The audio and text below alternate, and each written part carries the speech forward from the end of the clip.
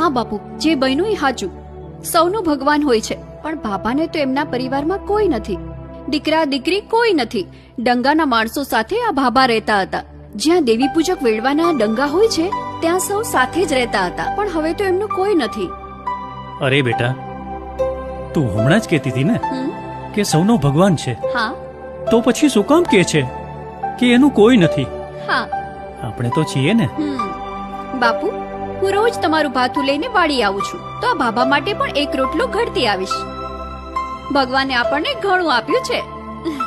હા બેટા, આસરાનો ધર્મ છે.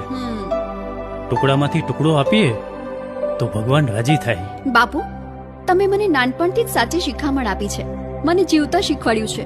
મારી માં નાનપણમાં જ મને મૂકીને સ્વર્ગમાં જતા રહ્યા, પણ મારી માં મરી ગયા પછી તમે જ મારી માં બની ગયા છો. બાપુ, તમે મને ભણાવી,